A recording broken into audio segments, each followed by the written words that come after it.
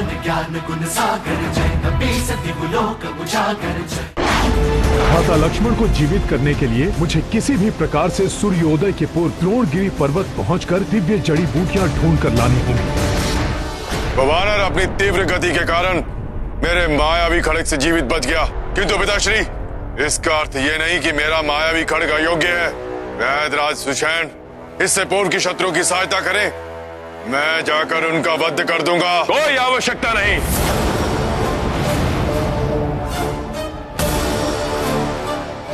मुझे ज्ञात है कि रक्ष वैद्य सुषेण ने उस तुच्छ वानर को औषधि लाने के लिए कहां भेजा होगा। उस वानर को वहां औषधि नहीं, कालकूट विष प्राप्त होगा और ये कार्य करेगा मायावी काल नेमी। काल नेमी, काल नेमी।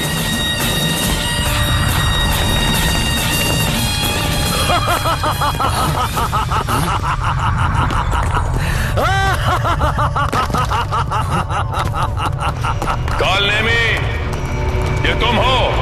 काल नेमी, ये तुम हो?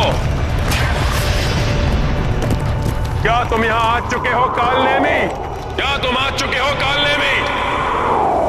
काल नेमी,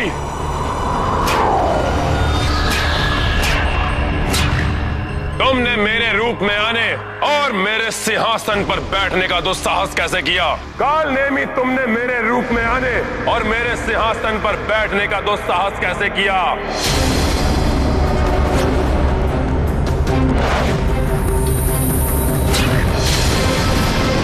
काल नेमी, मैं जानता हूं तुम किसी का भी रूप धारण कर सकते हो, परंतु मेरे धैर्य की परीक्षा मत लो।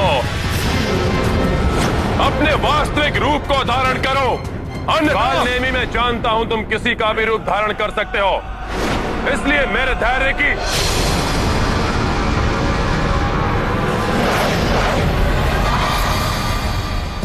ना ना ना ना ना ना ना। अरे इतना क्रोध मत कीजिए महाराज लंकेश। मैं तो तुच्छ सा मायावी राक्षस हूँ। मैं आपके धैर्य की परीक्षा कैसे ले सकता हूँ? मैं तो बस यूं ही अपनी मायावी शक्ति का प्रदर्शन कर रहा था। तुम्हें अपनी मायावी शक्ति का प्रदर्शन करना है ना? मैं तुम्हें एक उचित अवसर दूंगा। छल, कपट, माया, मोहन, उच्चाटन, वशीकरण, जो चाहो सो प्रयोग करो तुम, किंतु इस समय तुम्हें विवश करना है उस तुच्छ वानर को कि तुम्हारी माया में फंसकर वो कालकूट जैसे महाभयंकर विष को ग्रहण कर ले। उसका अंत करना है तुम्हें। हो जाएगा, आपका कार्य हो जाएगा, किंतु इसमें मुझे क्या लाभ होगा? पिताश्री, ये स्वयं को कुछ आदि की योग्य समझ रहा है।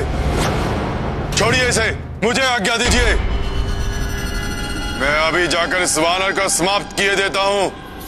हाँ लंकेश, उस वानर के जैसी माया तो मैं भी रच लेता हूँ। मैं भी जाऊंगा युवराज की सहायता के लिए। उचित है, यहाँ मेरी क्या आवश्यकता है? मैं जाता हूँ। रुको काल नेमी।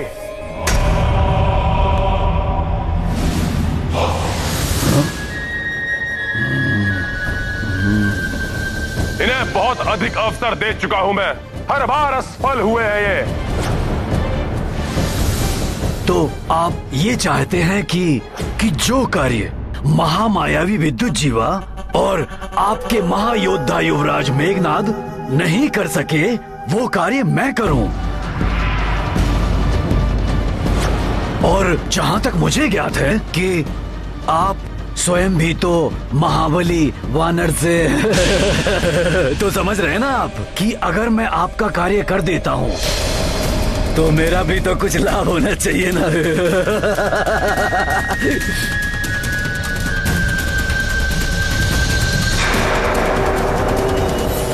ठीक है, यदि तुम अपने कार्य में सफल हुए तो लंका सहित आधा पृथ्वी का भाग तुम्हारा, आधा पृथ्वी का भाग तुम्हारा।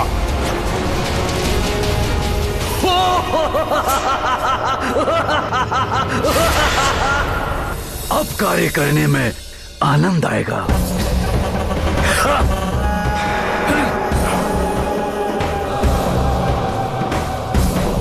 समझिए कि आपका कार्य हो गया लंकेश। उचित है, किंतु स्मरण रहे, उस वानर का सामना करने से पूर्व तुम्हें कालिया नाग से कालकूट विष प्राप्त करना होगा।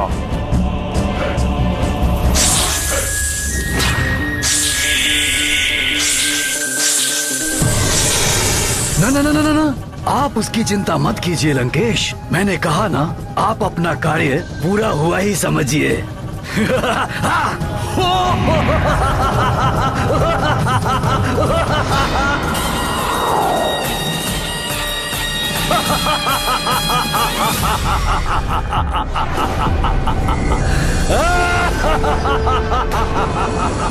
ये हंसने की ध्वनि कुछ परिचित सी प्रतीत हो रही है। ये विचित्र हंसी मायावी कालनेमी के अतिरिक्त अन्य किसी की भी नहीं हो सकती। हो सकता है भ्राता रावण यहाँ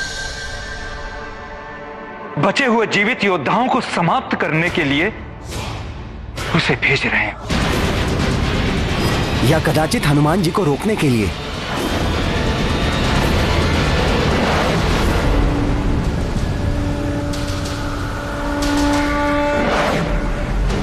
हिमालय क्षेत्र अब अधिक दूर नहीं है। शीघ्र ही मैं द्रोणगिरी पर्वत के निकट पहुंच जाऊंगा।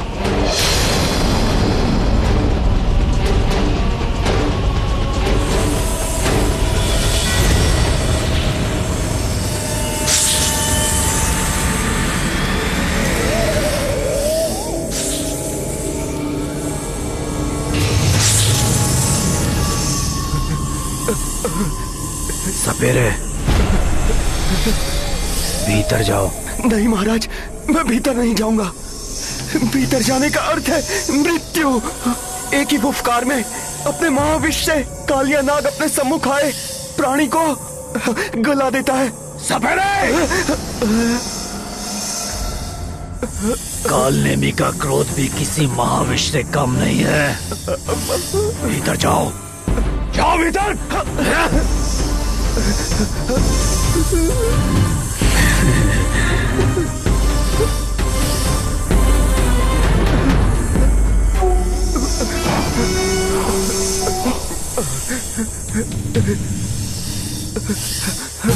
सपेरे, चलो भीतर। बजाओ अपनी बीन, चलो।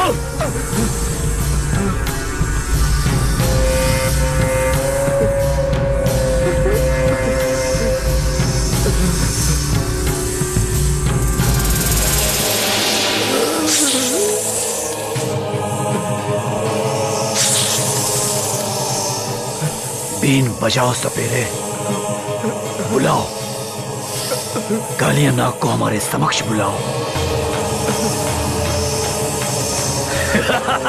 बीन बजाओ।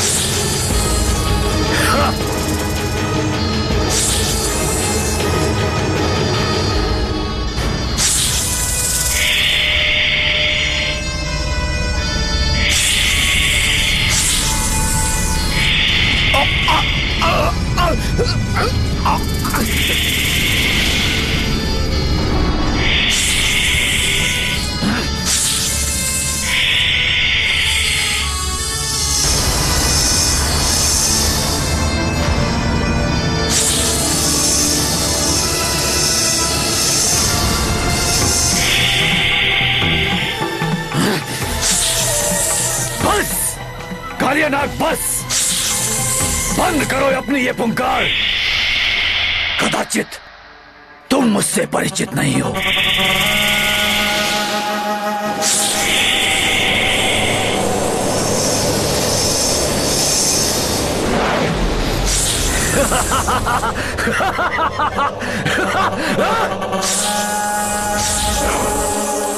तुम ऐसे नहीं मानोगे।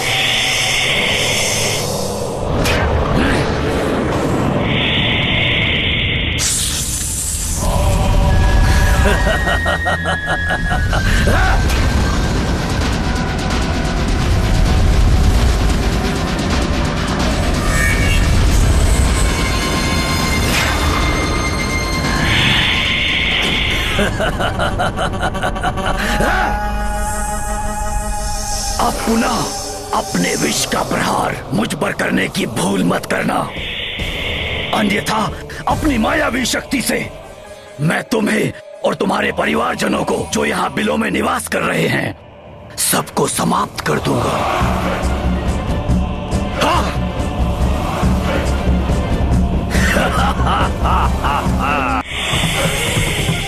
अतः मुझसे दूरी बनाए रखो और मेरे आदेश पर दृष्टि जमाए रखो, जैसा मैं कहता हूं।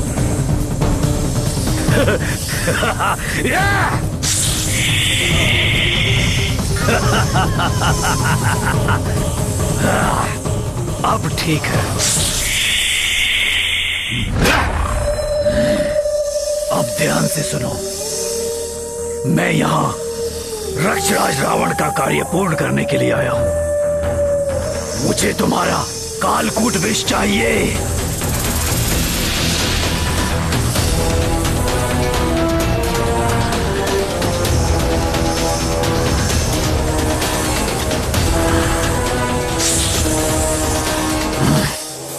इस कमंडल में अपना कालकूट विष डाल दो।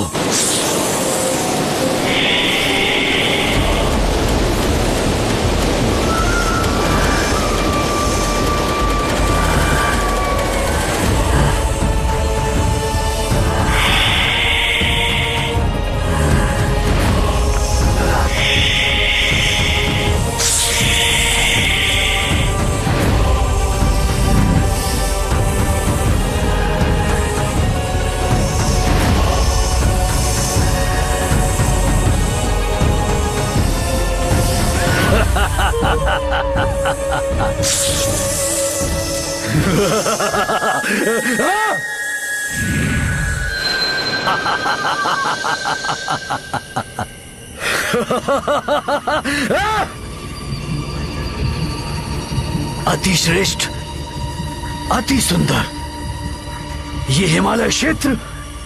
ओ, वो वानर हनुमान यही कहीं आएगा।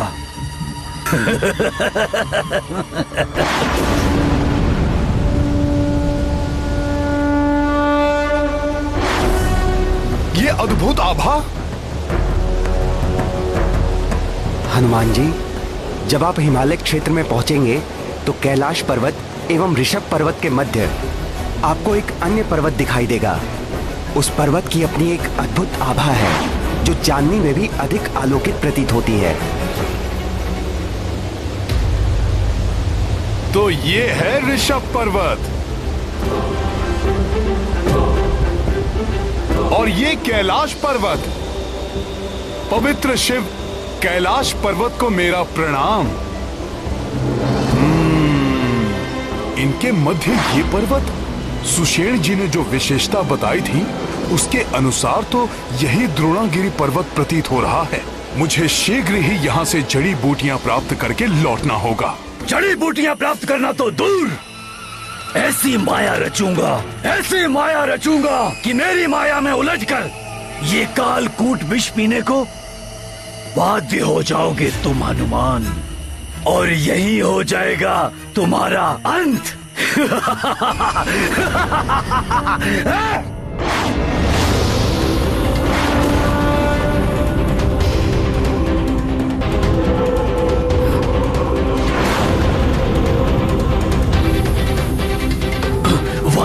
आ रहा है।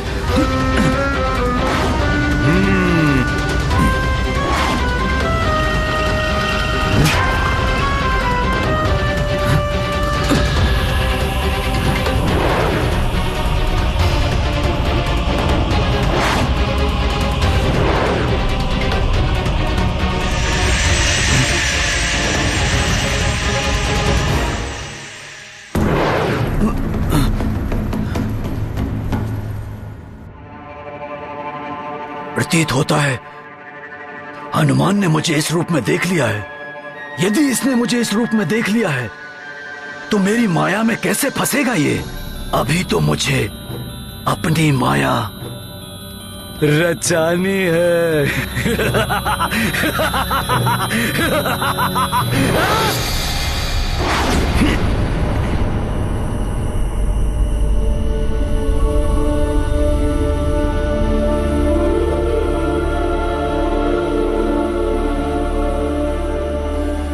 कहाँ होंगी वो जड़ी बूटियां?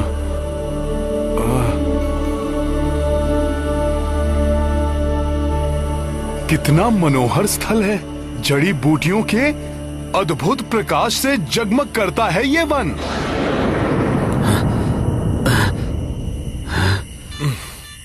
मैं तो सोच रहा था यहां मात्र कुल 4 जड़ी बूटियां होंगी जो सुषेण जी ने बताई थी।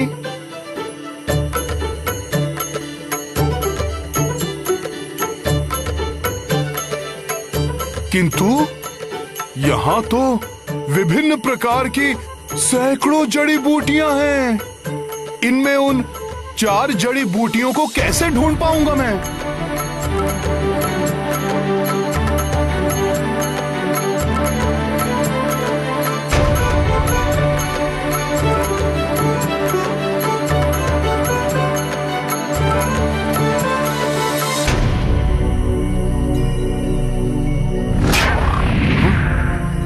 ये क्या?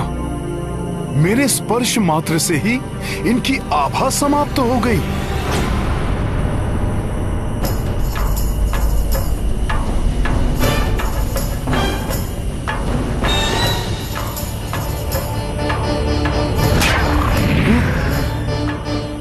ये भी लुप्त हो गई। ये तो बड़ी दुविधा उत्पन्न हो गई है। क्या करूंगा मैं?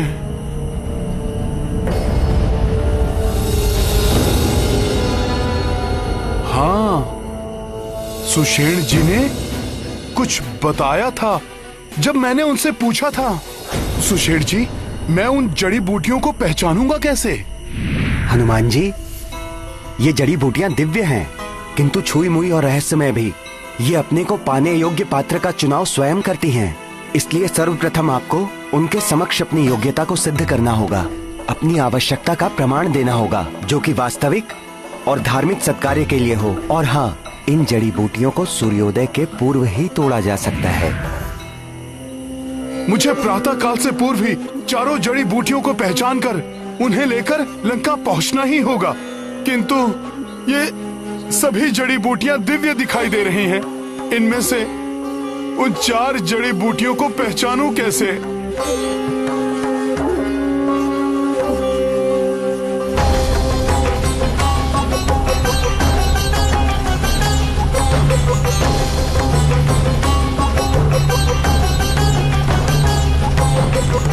कोई ऋषिवर है वहां।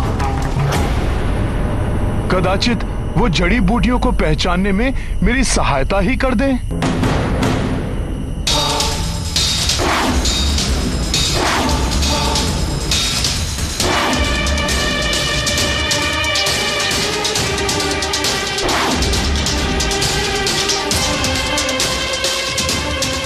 राम काज के लिए आए हो राम भक्त?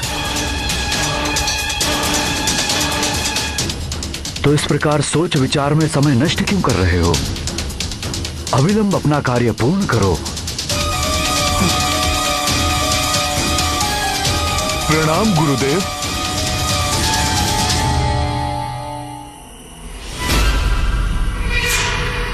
असमंजस में मत पड़ो हनुमान। राम रावण के युद्ध पर तो हम ऋषि मुनियों की क्या, देवी देवताओं की भी दिव्य दृष्टि बनी हुई है, इसलिए मुझे तुम्हारे आने का प्रयोजन ज्ञात है। मुझे तो यहाँ तक ज्ञात है कि अंत में विजय श्री राम की ही होगी। ऋषिवर, प्रभु की विजय का विश्वास तो मुझे आरंभ से ही है। आप ऋषि मुनियों को भी ऐसा प्रतीत होता है, ये जानकर मुझे प्रसन्नता का आभास हो रहा है। अब मुझे विश्वास हो गया है, मेरे यहाँ आने के उद्देश्य में आप मेरी सहायता अवश्य करेंगे। हाँ हाँ, मैं तुम्हारी सहायता अवश्य करूंगा, परंतु इतनी लंबी यात्रा से आए हो, कुछ क्षण विश्राम कर लो। आओ, जल ग्रहण करो।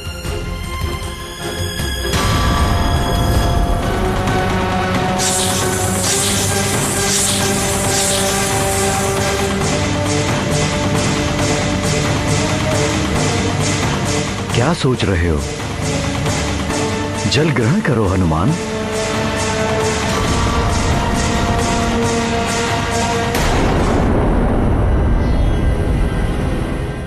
केवल बाहरी व्यवहार से मनुष्य के पूर्ण व्यक्तित्व का पता नहीं चलता।